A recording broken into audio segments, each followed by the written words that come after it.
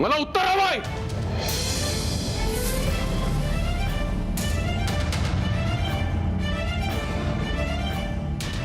सांगतो, तुम्ही रमाला नोकर म्हणालात ते मला नाही आवडलं, कारण माझं रमावर खूप प्रेम आहे.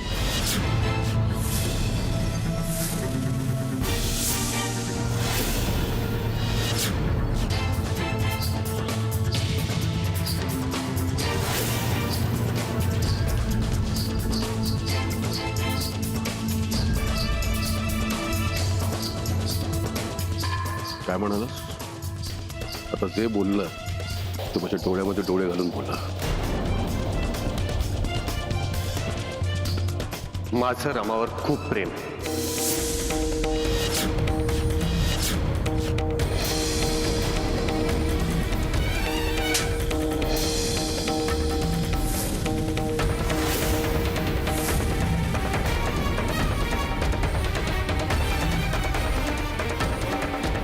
वेळ लागलाय तुम्हाला? वेळ लागलाय का? मूर्खपणा करताय. या दीड तबडीच्या मुलीसाठी बापाला शिकवताय कसं वागायचं, कसं बोलायचं. बापाला आता मला सगळ्या गोष्टीचा संदर्भ लागतोय. रमाची काळजी घेणं, तिच्यासाठी झुरणं, तिच्या मदतीला धावून जाणं खूप आधीपासून चाललंय. नाही बोला ना. तुम्हाला माहिती आहे ना, या घरात जेव्हा मी ठरवतो तेव्हाच ठरतं. तरी सुद्धा तुम्ही माती खाल्ली. या केरसुण्यांना लक्ष्मी म्हणतात ते फक्त म्हणण्यापुरतं असतं. त्यांची जागा तर केर काढण्यासाठी घरातल्या अडगळीत. त्यांना आपल्याबरोबर मिरवण्याचा मान नाही द्यायचा.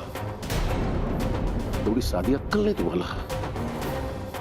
या तळपत्री मुलीबरोबर जी स्वप्न रंगवली असतील, लवकरात लवकर डोक्यातून काढून टाका. तर त्याच डोक्यात कोळ्या घालेन. ध्यानात ठेवा.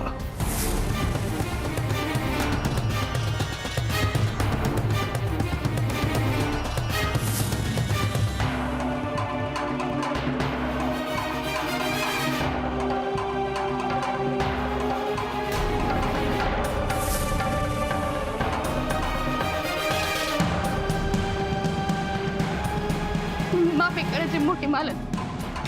चूक झाली हो पुरीत. तिच्या हाताने मी माफी मागते. जी तुमची हवं तर ना करते, पदर पसरते. माफ करायचं ते. चुकीला माफी असते सरला, द्यायला नाही. माझ्या घरात मीठ खाल्लंस आणि त्याच ताटात उलटलीस. नाही जी, माफी करणारे पण तुम्हीच हाताने, पदरात घेणारे पण तुम्ही आजी. माफी करायचं बस करे. ही रडारड बस कर. ही असली नाटकं, नौटंकी, घरफोडेगिरी ना आमच्या राजकारणात मी नेहमी बघतो. हे डोळ्यातले अश्रू आहेत ना, हे मगरीचे अश्रू आहेत. हे रावसाहेबांना बरोबर कळतं, लक्षात ठेव. आणि काय ग, कोण आहेस तू? माझ्या पायाला हात लावण्याची लायकी तरी एक तुझी. एक पाय पुसण्याची पण लायकी नाही तुझी. त्या पाय पुसण्यासाठी आणलं होतं तुला घरात, तर घरातली पैठणी व्हायचं स्वप्न बघतेस. माझी चूक झाली. पायातल्या वाहनं यांची जागा घराबाहेरच असते. त्या घराबाहेरच ठेवायला पाहिजे होत्या. तुमच्याशी थोडं गोड बोललो काय, तुम्हाला मदत काय केली, तर तुमची डोकी ढगतच गेली. काय काय स्वप्न बघायला लागलात तुम्ही इकडे. स्वप्न बघायची ना सरला, स्वतःची अवकात बघून. ही स्वप्न बघताना आपल्यामधली दरी दिसली नाही तुला का? माझ्या मुलाला दरी तोडायचं होतं तुला, माझ्या मुलाला आणि तुझ्या या बिंडोक भाचीला. एक मिनिट, आता लक्षात आलं माझ्या. हा तुमचा डाव होता. तुझ्या भाचीला नोकरीच्या निमित्ताने घरात पाठवायचं, माझ्या मुलाशी मैत्री करायला लावायची, गोड गोड बोलायचं, प्रेमाच्या जाळ्यात उडायचं, आणि मग ह्या घरची सून म्हणून या घरात प्रवेश करायचा. आज डाव होता ना काय? हो ना? हाच प्रॉब्लेम होता तुमचा. तुमच्यासारख्या कचऱ्यात रमणाऱ्या कावळ्यानं 4 दाणे काय टाकले तर तुम्ही रोज येऊन महालाच्या छतावर बसायला लागतं. स्वतःला गरुड समजायला लागतं. झटपट श्रीमंत होण्यासाठी चांगलं जळ टाकलं होतं तुम्ही. काय पण आता हा डाव आमच्या लक्षात आलाय. आता तुझ्या बाचेला घेऊन जा आणि दुसरीकडे जाळी टाक. हं? बास बास झालंय रावसाहेब, खरंच बास आता.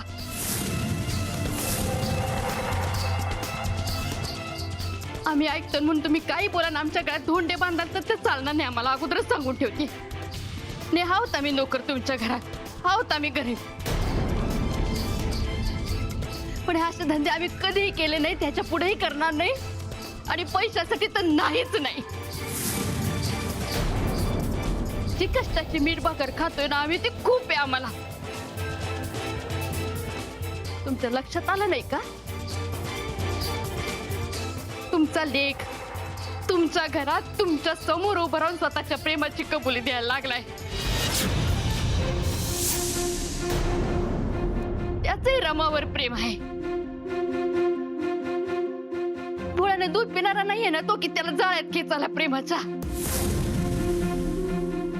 एवढी तर अक्कल असेलच ना तुमच्या पोराला.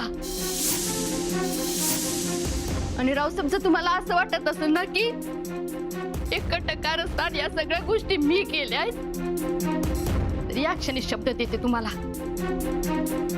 मी किंवा माझ्या कुटुंबातली कुठलीही व्यक्ती तुमच्या ह्या श्रीमंत घराची पायरी कधीही चढणार नाही.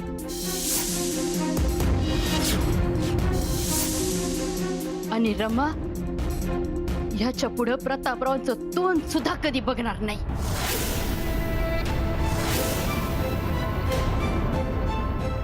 आम्ही पैशासाठी स्वाभिमान कधीही विकला नाही, ह्याच्या पुढे देखील विकणार नाही.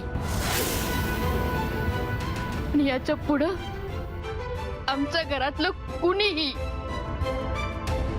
तुमच्या घराची पायरी सुद्धा चढणार नाही.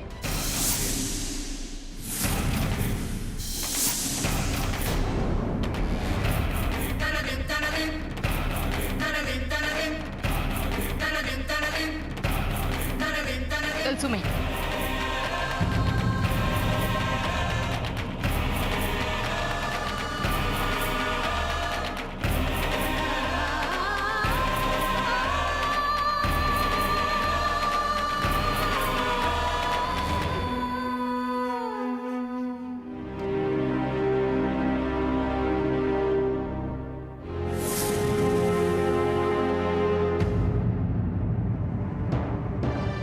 आम्ही का ग रमे, का रडतीये ग तू?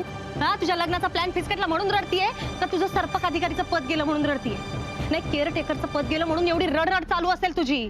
अगं तुझं काम गेलं तर गेलं, तुझ्यामुळे आईचं पण काम गेलं ना. आणि आता आम्ही कसं जायचं वाड्यावर? हालायक, यांना घरात फुकटाचं राहायला द्या, एवढं प्रेम लावा, एवढा जीव लावा. शेवटी हे पांग फेडले नाही ना. तरी मी तुमच्या कानी कपाळी ओरडून ओरडून सांगत होते का हिच्याकडे लक्ष द्या, हिच्याकडे लक्ष द्या. ही काहीतरी गुण उधळतीये, पण नाही कोणी लक्ष दिलं. हा, आता भोगा.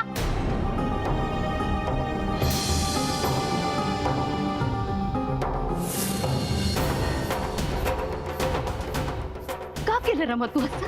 हं? का केलं असं तू? एवढा मोठा विश्वासघात केला तू माझा. काय कमी केलं होतं तुला ग मी? प्रेम केलं तुझ्यावर, माया लावली तुला, मैत्रिणीसारखी वागले ना तुझ्याशी मी, त्याचं हे फळ दिलंस तू मला. सगळ्याची ना माते करून टाकलीस एका मिनिटात तू. नाही ग मामी, काय नाही, काय नाही.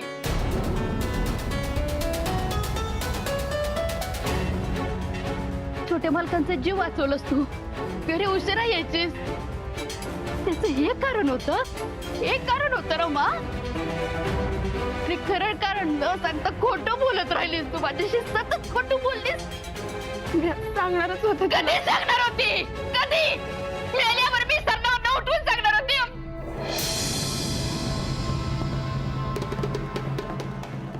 नमच्या घरामध्ये इतकी वर्ष मानानं जात होते ना मी, तिथं केरसुनी, पाय पुसणं, पाय तहान, काय काय ऐकायला लागलं ग मला. माझ्या सगळ्या आयुष्यात एवढा मोठा अपमान कुणी केलं नव्हता माझा.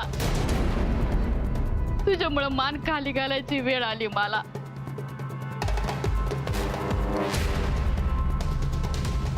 डोळ्यासोबत चालता बोलता अंधाराला माझ्या माहिती तुझ्या वागण्यामुळे रामा. आम्ही अगं असं नको ना म्हणू. रावसाहेब तिथं बोलत होते ना मला, बोलतानाच एक एक शब्द त्यांचा काळजात जात होता. माझ्या काळजांना निखारा ठेवल्यासारखं वाटत होतं मला. पण त्याचं सुद्धा मला एवढं दुःख झालं नाही रमा, जितकं तू माझ्याशी खोटं बोलल्यामुळे झालं, माझ्यापासून लपून ठेवल्यामुळे झालं. एवढं करण्यापेक्षा उभं जाळून का नाही टाकलं तुम्हाला रमा? आम्ही अगं चुकलं मला माफ कर ना. आता हात जोडले मग पाया पडेल, माफ करशील ना तिला? हेच जर मी केलं असतं तर हा? सगळ्यांना तोंड फुटले असते, नाही नाही ते बोलले असते. आता हिनं हे केलंय तर हिला घराबाहेर नको काढायला. हा? कशाला तिला जपायला पाहिजे एवढी?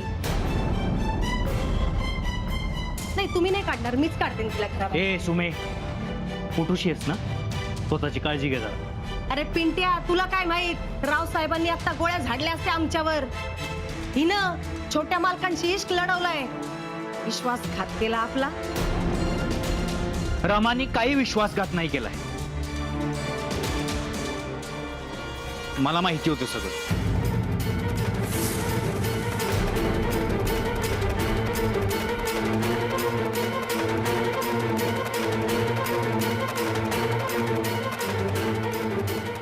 एक धोंडा हिनं डोक्यात मारला माझ्या, आता दुसरा धोंडा तू मार डोक्यात माझा. का लपून ठेवलं सगळ्या गोष्टी माझ्यापासून? आई, मला माहिती होतं सगळं, आणि वेळ आल्यावरती हे लोक पण सगळ्यांना सांगणार होते. आणि तुला एक गोष्ट सांगतो आई, जेवढं प्रेम रमा प्रतापरावांवर करते ना, तेवढंच प्रेम प्रतापराव पण रामावर करतात. आणि आई, तुला एका गोष्टीची खात्री देतो, काही झालं तरी प्रतापराव रामाबरोबर लग्न करते.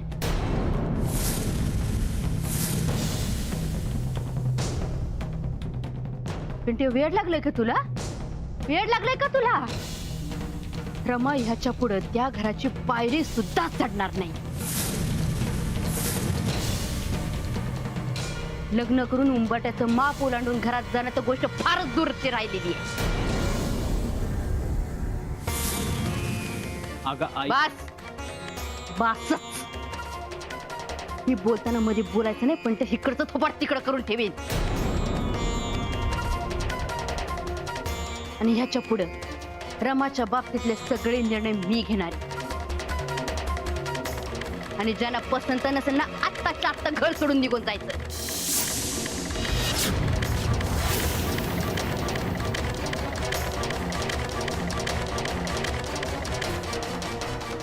रमा, ह्याच्या पुढे कुठलीही गोष्ट मला विचारल्याशिवाय अजिबात करायची नाही. घराच्या बाहेर पाऊल जरी टाकायचं असेल ना, तरी मला विचारायचं आणि मगच टाकायचं पाऊल. राहील का लक्षात?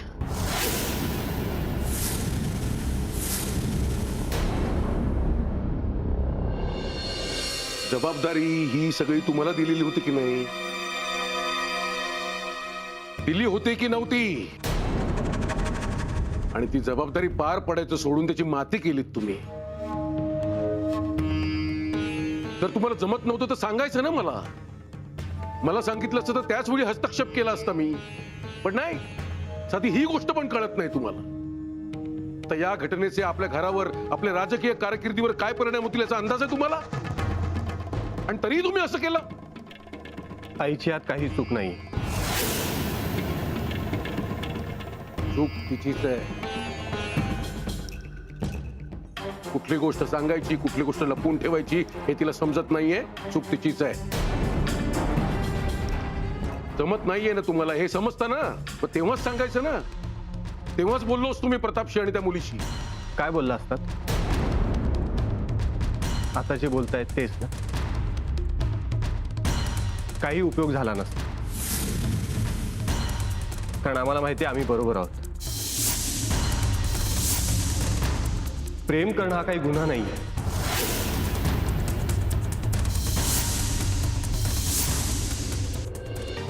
हे बघ, कोणाशी लग्न करायचं ही तर दूरचीच गोष्ट झाली.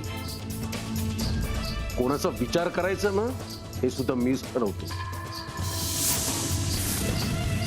मी जेव्हा ठरवतो तेव्हाच ते ठरतं. ध्यानात ठेव. ते आधी ठीक होतं. आम्ही तुम्ही म्हणाल तसं वागत होतो. प्रताप, तू जरा शांत राहतोस का? नाही नाही, बोलू दे त्याला. माझ्या डोळ्यात डोळे घालून बोलायची हिंमत आली आहे त्याला. बोल बोल बोल. रावसाहेब, मला खूप काही बोलायचं नाही, पण आतापर्यंत तुम्ही म्हणाल तसं आम्ही वागत होतो. पण हा माझ्या आयुष्याचा निर्णय आहे.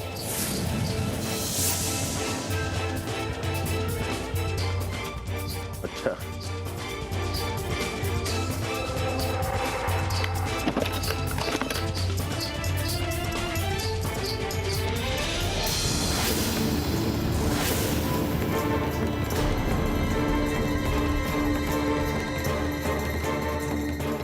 अहो अहो काय करताय तुम्ही? निर्णय घेणारा कोण तू? या घरात फक्त माझा शब्द चालतो, लक्षात ठेव. मी ठरवलं तेच ठरतो. माझ्या अपरोक्ष कोणी निर्णय घ्यायचे नाही, स्वतःच. नाहीतर डोक्यात गोळी घालीन एकेकाच्या. कळलं काय?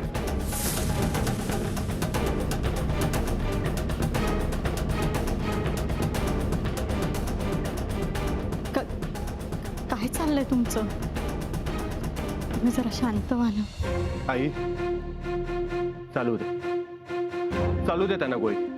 प्रताप, असे प्रश्न जर गोळ्या घालून सुटत असतील तर सोडू दे. त्यांना माझ्यापासून दूर घेऊन जा, नाहीतर माझ्या हातनं काय होईल काय सांगता येत नाही. प्रताप, तू प्लीज तुझ्या रूम मध्ये जा.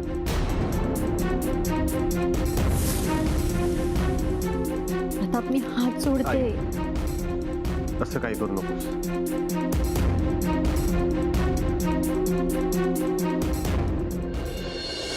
अजून तुला जे काय बोलायचं असेल ना ते बोलून टाक एकदा सर. आम्हाला काहीच ठेवू नको.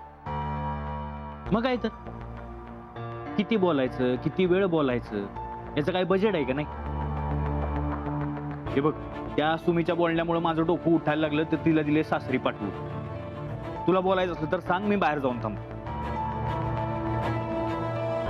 हे बघ आई, तुझं जर झालं असलं ना तर मला तुझ्याशी थोडं बोलायचंय.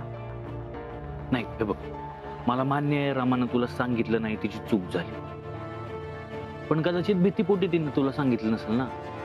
नाही, हे बघ हे बघ हे बघ, ही लाईन पण तशी जुनी झाली आहे. पण तिनं प्रेम केलं, यात तिची काय चूक आहे का मला सांग? आता तिनं श्रीमंताच्या मुलावर प्रेम केलं. नाही, मला मान्य आहे गरीब श्रीमंत ही लय मोठी दरी, पण असं होतच नाही का कधी जगात? हा, असं होऊच शकत नाही का? लय खरंच पटतंय तुझं पिंट्या. कुठला गुन्हा नाही केलेला रामानं, कुठलाच नाही. पण अशा घरात तिने प्रेम शोधायचा प्रयत्न केला की जिथं तुझ्या जन्माच्या अगोदरपासून राबते. तुमच्या दोघांपेक्षा रावसाहेबांना खूप ओळखते मी. त्यांची दहशत बघितली मी. कापून टाकलेले दोन्ही पोरांना पण लग्न नाही होऊ देणार त्यांचं. त्यांनी नोकरांना कधी जवळ केले नाही, पायतानाची किंमत सुद्धा दिली नाही. त्या घरात आम्हाला सून म्हणून स्वीकारणार आहेत का? ते करून घेणार आहे स्वतःची सून ती ना. प्रेम करावं ना, करावं प्रेम. म्हणून आगीची परीक्षा नाही बघायची कधी. माझी काळजी वाटते मला. रमा, मला वाटतं आता तू हे सगळं विसरून स्वतःचं आयुष्य जगायला सुरुवात करावीस. अख्खं आयुष्य पडलंय तुझ्या समोर. रावसाहेब, तुझं आणि प्रतापरावांचं लग्न कधीही होऊ देणार नाहीत. स्वतःचं उभं आयुष्य जाळून घेशील अशानं तू.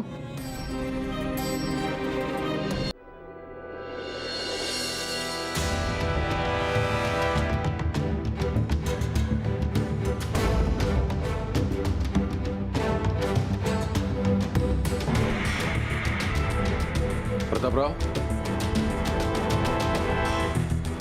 तुम्हाला असं वाटत असेल की आपण थोडं थांबू, रावसाहेबांचा निर्णय बदलेल, तर ते कधीही शक्य नाही.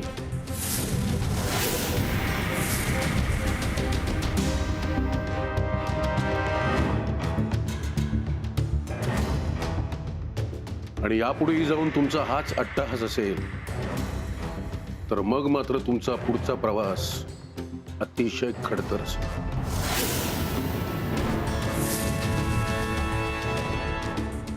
रमासाठी सुद्धा आणि तुमच्यासाठी सुद्धा.